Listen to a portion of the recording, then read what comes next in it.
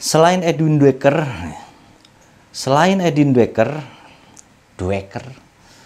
itu bisa jadi masukan juga ya, soalnya itu baru diserang oleh hiu putih. Kayaknya fokus ngaco deh. Karena memang Sunset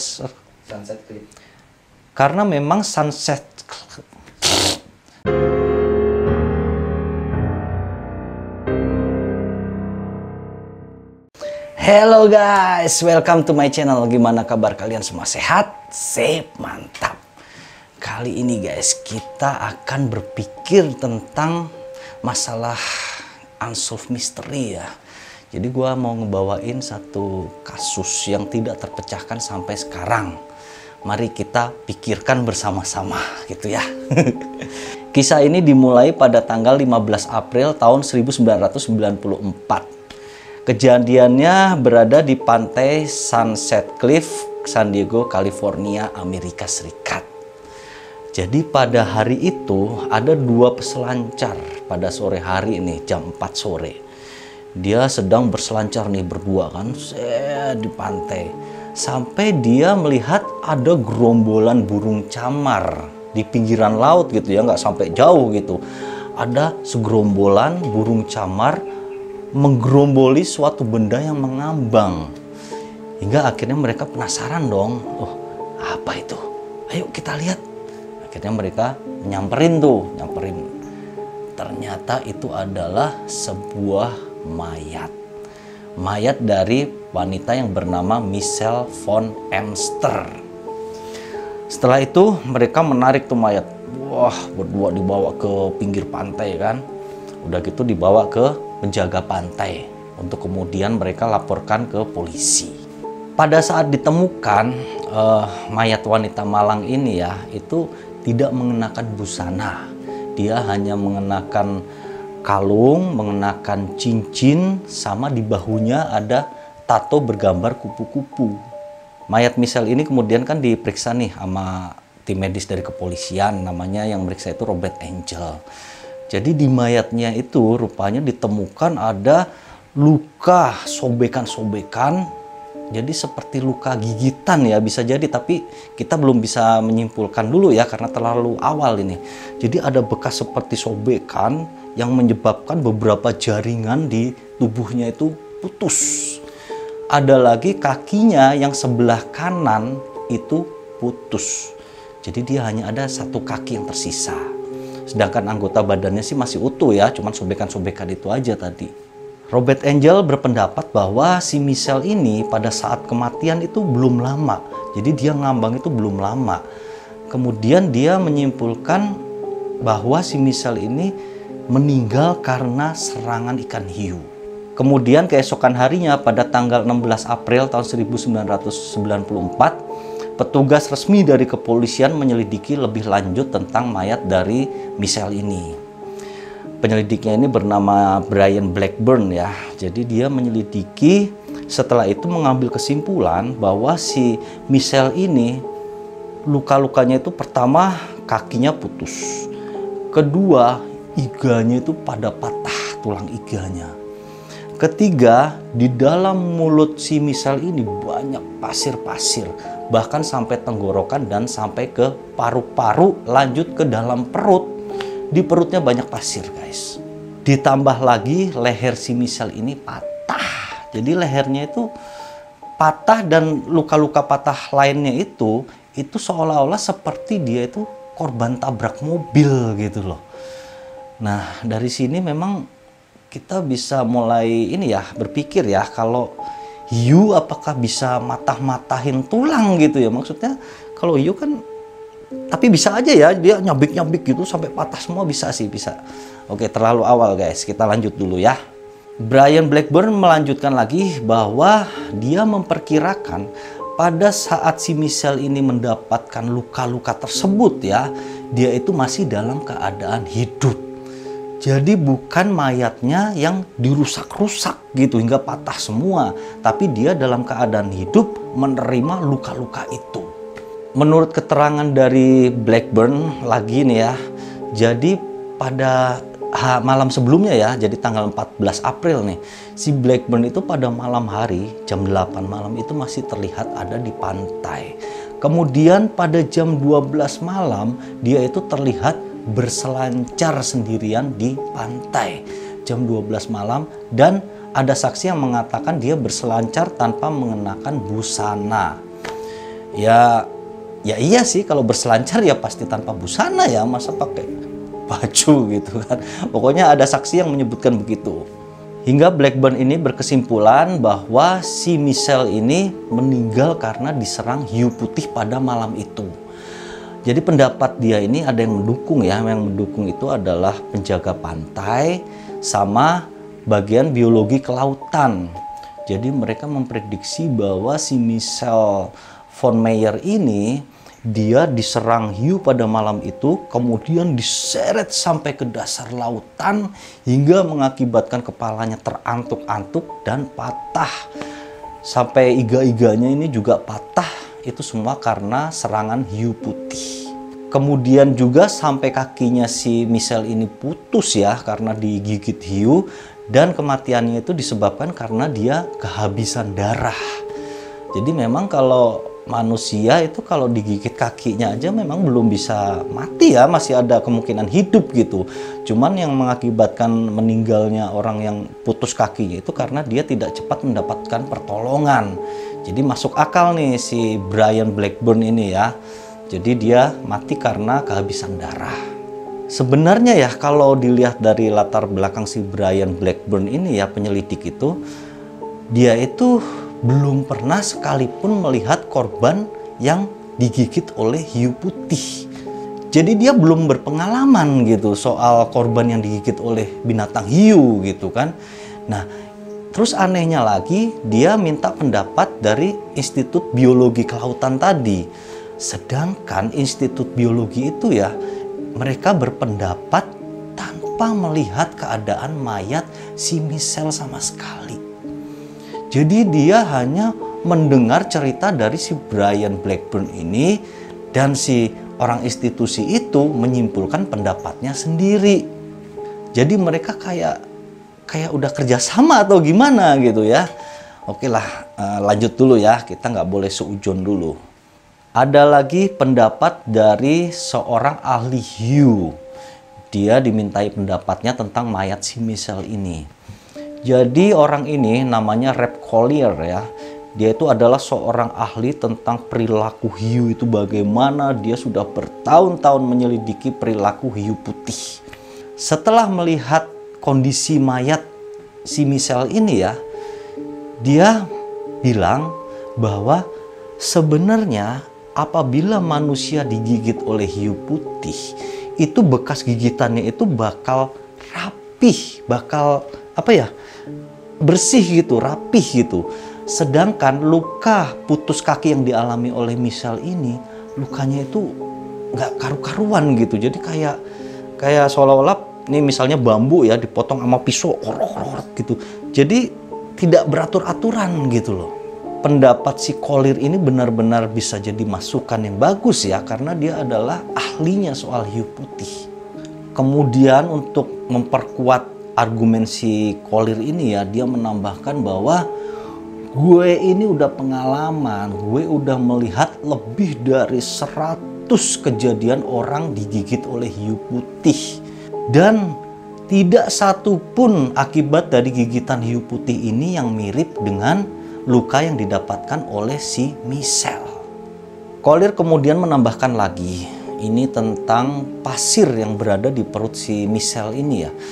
Jadi soal pasir itu apabila korban sedang digigit sama hiu nih, kemudian memang kebetulan ada pasir yang masuk gitu kan. Nah si korban ini apabila pasir yang ada di perut itu kan berarti harus pasirnya ditelen ya. Jadi masa pada saat diserang hiu, terus dia nelenin pasir gitu, nggak mungkin juga gitu. Makanya beberapa teori dari penyelidikan polisi sebelumnya itu semua sebenarnya patah oleh sanggahan si Collier ini. Hingga akhirnya pendapat dari Collier ini memutuskan bahwa Michelle ini meninggal bukan karena serangan hiu putih.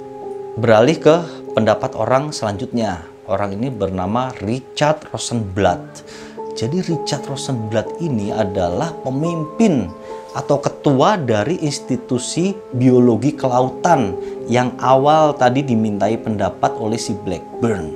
Dia ini ketuanya. Nah, ketuanya sendiri malah membantah bahwa si Michel ini meninggal karena akibat serangan hiu putih. Karena menurut dia, apabila ada orang yang digigit oleh hiu putih, pasti ada tertinggal potongan-potongan serpihan kecil dari gigi si hiu tertinggal di paha si Michel. Jadi si Rosenbach ini dia tidak menemukan ada serpihan gigi hiu putih di paha si Michel. Malah dia menemukan bekas paha di si Michel itu adalah tanda dari gigitan hiu biru. Jadi lebih mirip seperti tanda-tanda bekas gigitan hiu biru. Lanjut dari pendapat ahli berikutnya ya. Ini bernama Harry Bonnell. Jadi dia ini adalah seorang ahli patologis. Dia punya pendapat yang lain dari yang lain. Dia ekstrim pendapatnya, bikin galau. Dia berpendapat bahwa sebelum meninggalnya si Michel ini, itu tidak akan terjadi serangan dari hiu putih. Jadi seolah-olah dia menyiratkan ya bahwa si Michel ini setelah meninggal baru digigit oleh hiu putih. Jadi seolah-olah si Michel ini udah mati dulu ya, matinya nggak tahu kenapa. Udah gitu ada yang buang ke laut, udah gitu baru dimakan oleh hiu. Wah, ini pendapat tambah bikin kacau ini. Nah, rupanya pendapat dari si Harry Bonnell ini diperkuat lagi oleh namanya Glenn Warner. Jadi menurut si Glenn Warner ini, si Michel ini meninggal bukan akibat gigitan hiu putih. Tapi dia digigit hiu putih setelah dia menjadi mayat. Jadi tambah bingung ya, tambah bingung. Sumpah saya ini bingung nih. Nah, setelah pendapat dari beberapa ahli itu tadi, akhirnya muncullah beberapa teori-teori. Teori pertama, pada malam kejadian si Michel memang berenang ya, memang berselancar ke lautan sampai dia akhirnya tergulung ombak kemudian tenggelam. Nah, pada saat tenggelam itu kepalanya terantuk batu-batu karang yang berada di dasar lautan. Dari teori ini memang benar ya, itu mungkin bisa menyebabkan leher dari si Michel ini patah gitu kan. Tapi teori ini disangkal. Pertama, pada malam kejadian itu keadaan suhu udara amat sangat dingin. Di lautan itu suhunya mencapai 57 derajat Fahrenheit. Sedangkan udara sekitar pada saat itu 55 derajat Fahrenheit. Dan pada malam itu, tepatnya jam 8 malam ya, si Michel ini terlihat dia memakai sweater berwarna hijau gitu, sweater tebal gitu kan. Jadi dari situ bisa ditarik kesimpulan bahwa sebenarnya si Michel ini kedinginan pada malam itu. Jadi nggak mungkin dia berenang dan berselancar pada malam itu. Itu sangkalan dari teori yang pertama. Lanjut ke teori kedua. Michel disebutkan bahwa dia meninggal karena jatuh ke dalam jurang. Jadi ini diperkuat oleh tim medis yang memeriksa beberapa keadaan patah yang dialami oleh tubuh Michel. Pertama patah leher, kedua patah iga, ketiga patah panggul. Keadaan Michel ini mayatnya itu sebenarnya lebih cocok jatuh daripada terbentur-bentur karang di dasar lautan. Karena memang Sunset Cliff ini ya, atau disebut jurang tebing Sunset ini, itu sebelum-sebelumnya banyak terjadi orang terpleset dan jatuh ke dalam jurang. Jadi itu bukan hal yang aneh apabila ada orang meninggal karena terjatuh di dalam jurang Sunset Cliff. Lanjut ke teori ketiga.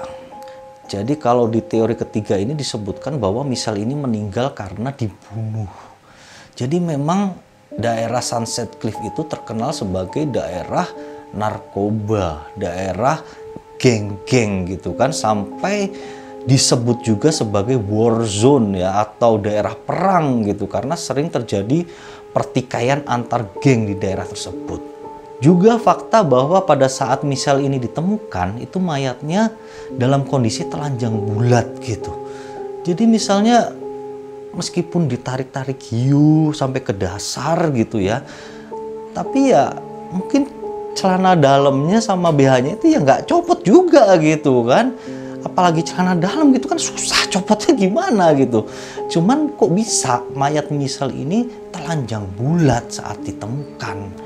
Makanya teori ketiga ini disimpulkan bahwa si Michelle ini meninggal karena dibunuh sebelumnya, terus dibuang ke laut, kemudian dimakan hiu. Ada pendapat dari salah satu teman si Michelle ya, dia diinterogasi nih soal penemuan mayat si Michelle ini. Dia bilang bahwa si Michelle ini memang tipe orang yang hippie vibe, tau nggak? Hippie vibe itu adalah seorang yang suka melakukan kegiatan dengan telanjang, termasuk berselancar. Jadi dia berselancar itu dalam keadaan telanjang bulat. Tapi hal tersebut ya, dia nyanggah sendiri juga gitu ya. Maksudnya itu pada saat si Michelle ini berselancar, dia nggak tahu gitu kapan dia berselancar, segalanya dia nggak ngeliat gitu kan. Dan orang penduduk situ atau orang situ ya di pantai itu tidak melihat si Michelle ini berselancar pada malam itu. Kemudian ada satu lagi nih penemuan yang aneh ya. Ini tentang barang si Michelle. Jadi tasnya Michelle ini ditemukan itu sejauh 2,5 mil dari lokasi kejadian. 2,5 mil itu jauh loh. Jadi pertama, gak mungkin kan misalnya kalau adapun barang dia itu ngambang ya, kena di laut itu. Berarti kan si Michelle berselancarnya bawa tas gitu kan. Itu gak mungkin. Di dalam tasnya Michelle ini ada SIM, ada alat-alat kosmetik, ada surat-surat dokumen penting, dan ada uang hanya $27. Dan anehnya lagi, tas ini ditemukan itu dalam jangka 24 jam. Baru tas ini ditemukan. Memang kalau menyelidiki, ya wajar sih ya, orang pasti menyelidiki daerah situ dulu gitu kan. Terus 2,5 mil ya jauh banget sih, baru ketemu, itu wajar-wajar. Hal ini membuat kesimpulan ya bahwa benar bahwa si Michelle ini dirampok atau dibegal gitu ya, kemudian dibunuh, kemudian mayatnya dibuang ke laut. Jadi dibuat seolah-olah si Michelle ini meninggal karena digigit oleh hiu putih atau hiu biru gitu. Jadi mungkin sebelumnya diperkosa dulu bisa ya karena telanjang bulat gitu kan. Nah terus si perampok ini mengambil tasnya Michelle, membawa pergi sampai ke 2,5 mil, udah diperiksa-periksa nggak ada uangnya karena cuma $27 gitu kan, akhirnya dibuang. Mungkin bisa jadi seperti itu. Setelah beberapa teori dan beberapa pendapat dari para ahli ya, akhirnya disimpulkan ada beberapa tersangka dalam kasus meninggalnya Michelle ini. Tepatnya ada 2 tersangka. Pertama adalah Edward Decker. Jadi Edward Decker ini adalah teman si Michelle yang tadi diinterogasi oleh polisi. Decker merupakan teman dekat dari Michelle. Dia adalah seorang bartender. Dia bekerja bersebelahan dari tempat kerja si Michelle. Jadi pada malam sebelum kematiannya ya, si Michelle dan Decker ini sempat berada di tempat kediaman si Decker. Mereka biasalah bercumbu ya, bercuman gitu kan. Hingga pada esokan harinya pukul 5 pagi si Michelle ini meninggalkan apartemen si Decker. Cuman kecurigaan ini agak sedikit melemah ya, karena si Decker ini sangat aktif untuk mendorong polisi terus menggali kebenaran tentang kematian dari si Michelle. Bahkan dia aktif bergabung dengan kepolisian untuk menyelidiki. Jadi kalau dilihat dari hal itu ya, si Decker ini tidak mungkin orang yang telah membunuh Michelle, karena seorang pembunuh kan nggak mungkin bertindak seperti itu. Beralih ke tersangka kedua ya. Tersangka kedua ini adalah seorang penguntit. Jadi penguntit itu orang yang suka ngikutin terus gitu kan. Nah, Rupanya si Michelle ini punya seorang penguntit. Sampai dia itu tiap hari dikuntit oleh orang mencurigakan tersebut. Cuman dia nggak tahu itu siapa dan mukanya juga tidak jelas. Jadi ini adalah cerita dari si Decker ya, bahwa si Michelle pernah cerita soal penguntit ini. Yang jelas penguntit ini memakai sepeda motor. Sampai si Michelle itu pindah kerja gara-gara penguntit ini gitu. Biar si penguntit ini kehilangan jejak tentang si Michelle ini, makanya dia pindah kerja sampai segitunya. Cuman hal ini kan tidak dapat diselidiki lebih lanjut ya oleh kepolisian, karena nggak jelas banget gitu penguntitnya siapa, yang mau ditanyain soal penguntit juga siapa gitu kan, buntu polisi dalam hal ini gitu. Selain Edwin Decker ada lagi satu saksi ya, dia bernama Dennis Knox. Jadi si Dennis ini adalah bos dari si Michelle, tempat kerja si Michelle di alat-alat perkantoran. Jadi ada jual-jual alat kantor, terus dia juga melayani jasa fotokopi. Nah, keesokan hari ya setelah si Michelle meninggal atau pasca penyelidikan itu, ada seorang laki-laki membawa berkas-berkas otopsi dari si Michelle. Laki-laki itu memfotokopi berkas itu di tokonya dari si Dennis. Dan laki-laki itu mengendarai sepeda motor. Jadi cukup membingungkan sih kalau menurut saya. Ini sebenarnya dia ini meninggal karena hiu atau karena dibunuh gitu loh, atau karena dibunuh oleh geng-geng atau dibunuh oleh si penguntit itu gitu. Jadi banyak dugaan-dugaan ya sampai saat ini gitu. Dan hingga saat ini kasus dari kematian Michelle von Emster ini tidak terpecahkan. Mereka tidak dapat menemukan lagi bukti-bukti baru tentang peristiwa ini. Kalau menurut pendapat gue nih guys ya, dia ini meninggal karena dibunuh oleh para anggota geng. Kan di situ daerah narkoba ya, daerah geng-gengan gitu kan.